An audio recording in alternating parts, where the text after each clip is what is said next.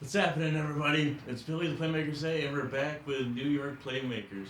This is all coming from this past week, all in New York sports. So, first off, we'll start off with the New York Yankees. They haven't really done much this offseason yet. They are showing some interest in Walker Buehler and Roki Sasaki coming from Japan. He won't sign with any MLB team until mid-January at least. That's what they say coming from international signings. Um, I like him. I liked what he did over in Japan. He was solid starting, but the Yankees need to do something more. And something more, they need at least two more starters. What they could do is they sign Roki Sasaki from Japan. They could go get the free agent Walker Buehler, who was with the Dodgers, who won't just happened to win the World Series this past year against the Yankees, who closed out final game and won the World Series for the Dodgers. Unfortunately, as unfortunate as that sounds.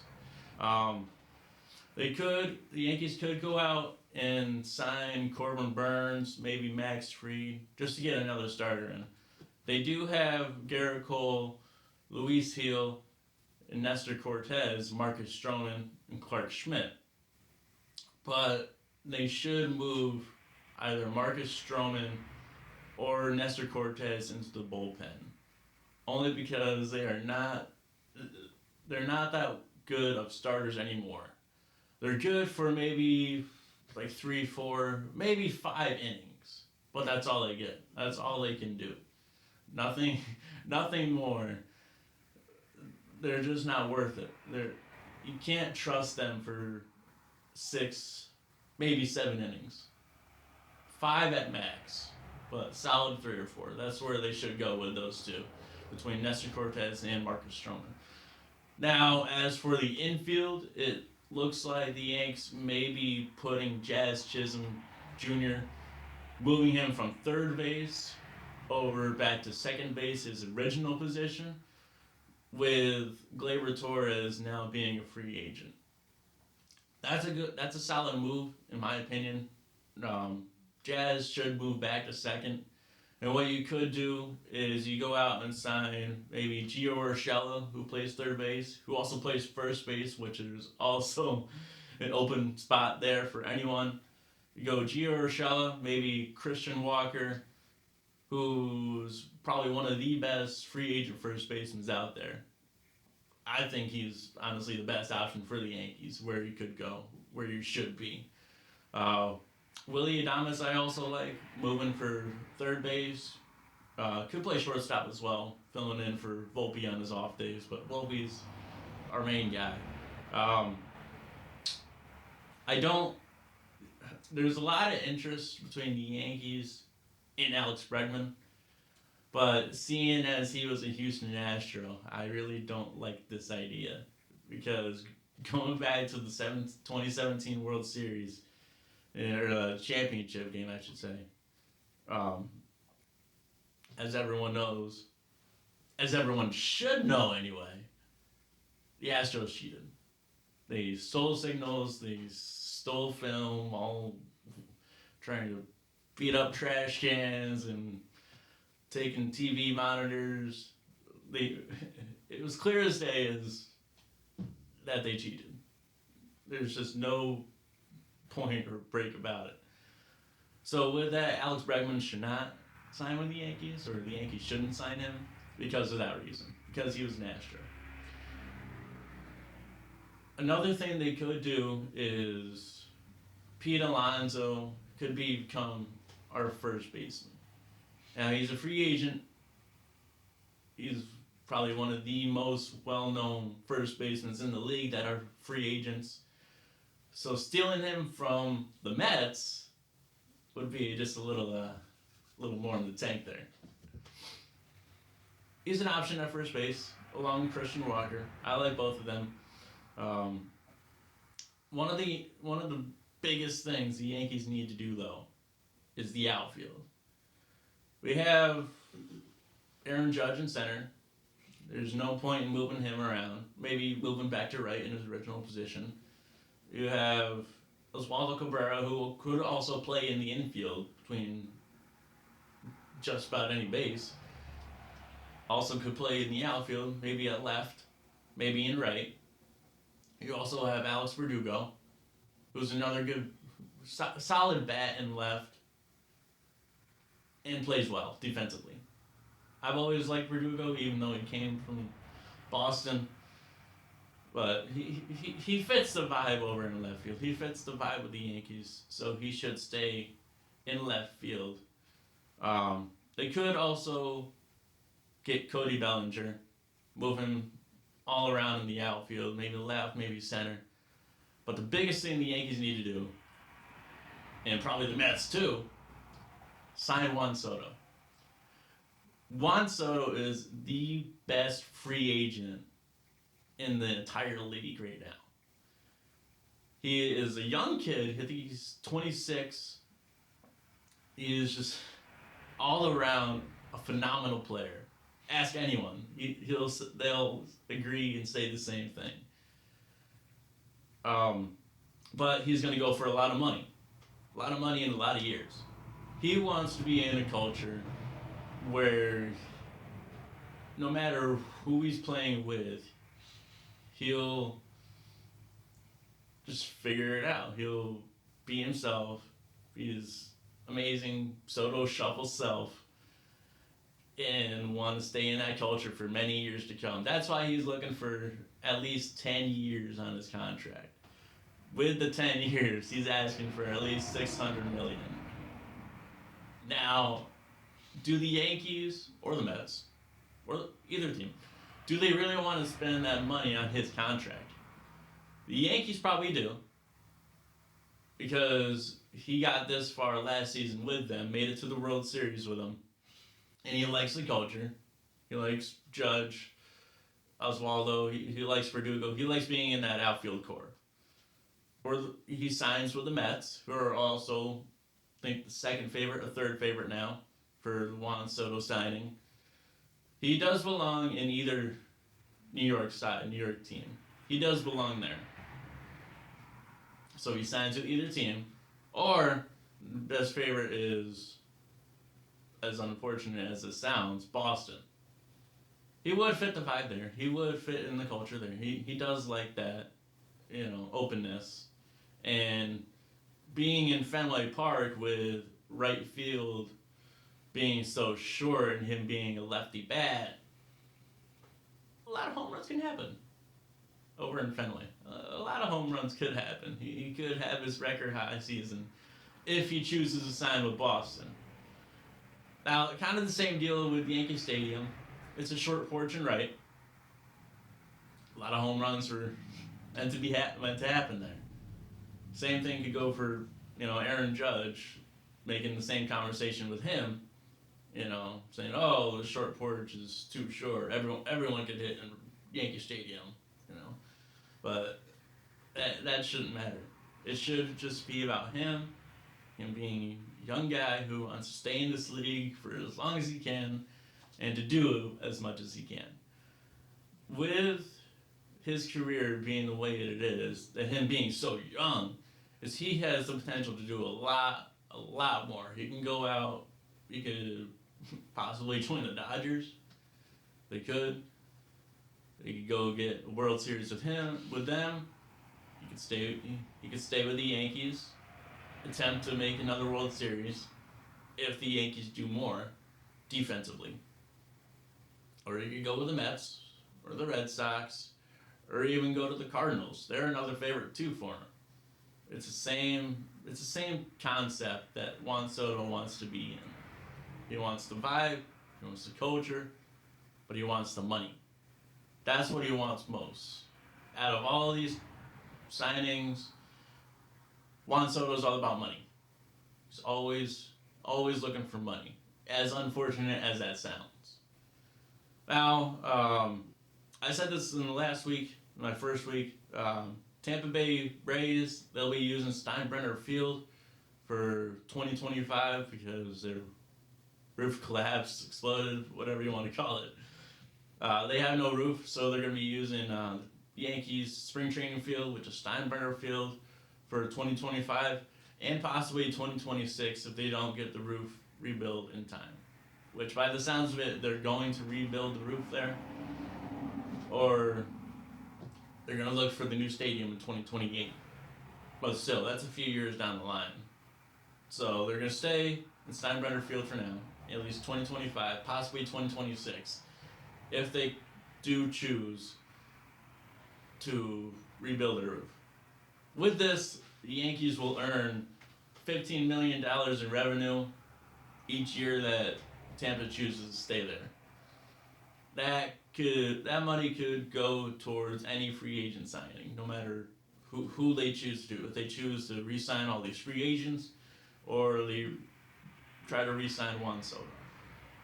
Now, shifting over to Queens, or the New York Mets, one of the biggest things that they need to do, besides Juan Soto, of course, is they need to re-sign Pete Alonso.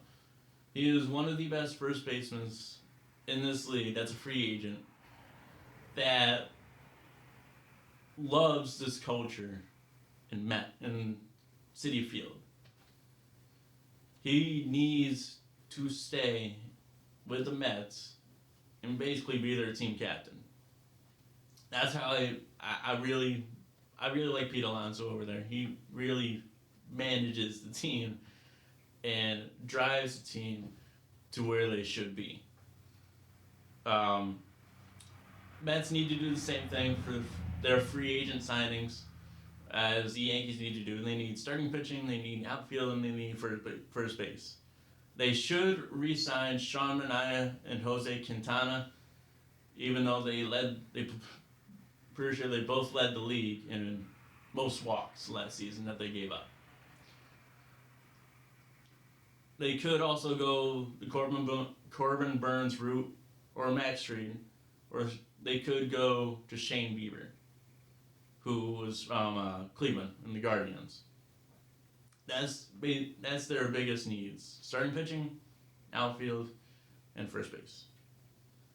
Now I'm going to shift over to the NFL. I'm going to start with the New York Giants, who played on Thanksgiving last night against Dallas, and they played on Tampa on Sunday. I don't know what you want to call it, but it was the performance both by Tommy DeVito, who got hurt against Tampa, by the way, then Drew Lock this past Thanksgiving is abysmal. It's just absolutely atrocious. If you're the Giants, you need to just bomb this season. Continue to lose, get the highest draft pick that you can, and sign a quarterback. That's the biggest team need this team needs, along with an offensive line. You beef up the secondary and the defense. But quarterback is their biggest need. They could go out and get Quinn Ewers or Sanders. They could sign or draft them, either one of them, and that's their ticket. Now, if they do that, if they choose to do that, you beef up the offensive line. You need to beef up the line. You can't not protect the quarterback. If you saw in last night's game against Dallas, they could not keep the pressure off of Drew Lock. Every time you look around, that defensive line from Dallas is moving through, bulldozing the Giants' offensive line. Everywhere you look. Now with this, Drew Lock also threw an interception, and he gave up a lost fumble on his behalf. You need to protect your quarterback as much as you can. The Giants cannot do that this season. They absolutely cannot. They cannot keep doing this to their quarterback and losing battles every time you turn around. Drew Lock, Tommy DeVito, They're not the answers at quarterback. They're okay backups, if anything. Um, the bright sides of the offense, though, Tyrone Tracy at running back, phenomenal. He's honestly doing a lot better than Devin Singletary, who we got from Buffalo this offseason. That was a huge, huge deal. But Tracy's just happening to be doing better in every aspect, whether it's rushing yards, it's touchdowns, no matter where you look, Tyrone Tracy's doing a lot better than Devin Singletary. But in other bright spots, Malik Neighbors, great draft pick, phenomenal draft pick, and Theo Johnson at tight end. Both the biggest bright spots of this Giants offense. No matter where you look, those two are the shining stars. Those three, including Tracy. The Giants do own now the worst record in the NFL, sitting at 2-10. It's just abysmal. It's absolutely awful how Brian Dable can manage his team but continue to lose. He's the only one that you can't really put the blame on. He inherited this team. He inherited Daniel Jones before he got released. He tried to do his best and continues to try to do his best with this team that he inherited. I wouldn't say earned, but inherited. But he continues to struggle with this entire team.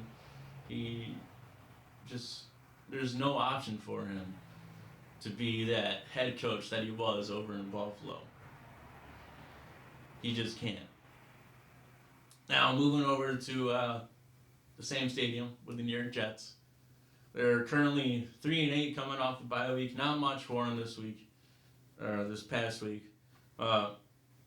Aaron Rodgers did come out and said if he would like to return to the NFL this next season, he does want to stay with the Jets. However, I don't think he should play. He is absolutely washed. He's just he there's nothing really good you can say about him this season. He looks awful. He looks old, just like Mike Tyson did against Jake Paul. There's just nothing for him anymore. He's lost everything he had in the tank, everything he lost from over in Green Bay. There's nothing more for him to do. I think he is a Hall of Famer. I really do think so. So at this point, why continue to hurt yourself? Why continue to punish yourself? Just retire. You should just be retiring at the end of the year and call it a career. That's it. That's all you should be doing. The Jets should also follow the Giants tanking their season, continue to losing, and earn a higher draft pick. You could do the same thing, go out and get a quarterback. You could beef up that defensive line for the Jets. You could do that. There's many options the Jets could do. Jets could pull. Now, they are playing at home this week against the 6-5 Seattle Seahawks. It's probably going to be another loss. I really think so. They're going to be 3-9 at the end of this game. There's just nothing is working there. There's nothing they can do to win. Rodgers, again, he's washed. They got a couple more players from the Green Bay Packers. There's just nothing more for him. Now, switching over to Buffalo for the Bills. Everything is working in Buffalo. Everything. You're 9-2. You're looking at the first seed in the AFC against the Kansas City Chiefs. You're looking to beat them and outplay them the rest of this season. Josh Allen, he is in line probably behind Saquon Barkley for the MVP in the running. I don't know what you want to say about Saquon, but he's almost guaranteed to win. He's almost guaranteed to win the MVP. But Josh Allen, if you're looking at any other player, Josh Allen is it. He is that man. He is that quarterback, even outperforming Patrick Mahomes this year. He's doing the best that he can do. Allen is the man. Now, um, James Cook at running back, he is doing great. I think he's at 596 yards, rushing yards, with 10 touchdowns on the year. The loss of Devin Singletary to the Giants, it's not hurting them. It's not doing anything negative to them. Cook is cooking. James Cook is indeed cooking. He's doing great for the Bills this season. You got to rely on him in the backfield if the passing game is not working. Now, in terms of the passing game, Keon Coleman and Dalton Kincaid, so far in this week coming up, they are questionable to return and play this next game. So you look at players like Amari Cooper, you look at James Cook, you look at Khalil Shakir, and rely on them within your passing game and your running game. Point break, simple, easy enough. Going back overall, the Yankees, again, they need to sign more players. They need to re-sign Juan Soto. They just need to they need to sign as many players for the infield as they can if they cannot sign Juan Soto. If they cannot pay him that money, you go and play in the infield a little more. The Mets, same thing. They need to sign Juan Soto. They also need to re-sign Pete Alonso and their two starting pitchers, Sean Manaea, Jose Quintana. They need to beef up the infield a little bit more. They have good options with Lindor and Jeff McNeil, although Jeff McNeil is on the decline at second base. You still need to do a little more tweaking. Just a little more, a lot more, but more. Just a little more. The Giants, Jets need to do, again, the same thing. They need to just lose this rest of this season and continue to get a higher draft pick. That's what they need to do. They need to look at another answer for quarterback after this season. Aaron Rodgers, again, his time's done. His time is over. And Drew Lock and Tommy DeVito are 100% not the answers this year. They need to just move on somewhere else. Daniel Jones went to Minnesota, where he'll be a backup to Sam Darnold for sure, 110%. So you forget about him. You toss him away. That's it. And Buffalo, continue to skyrocket up. Continue to do more that you can do. Continue to be the best team that you can and get that first seed come playoffs. Outplay Kansas City. Continue to be the best team that you can be in this AFC, in the NFL, I should say.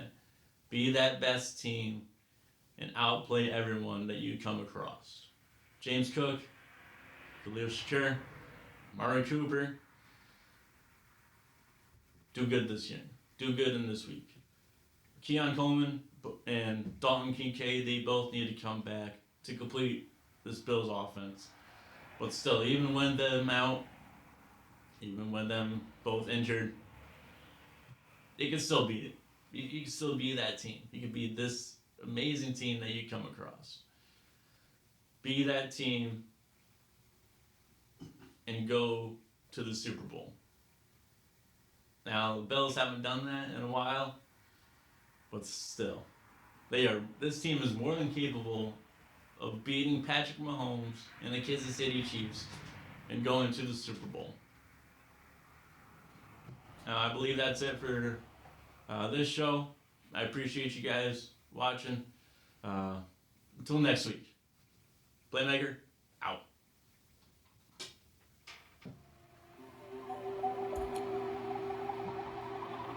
We were great, we were free, had a country that couldn't be beat. We were right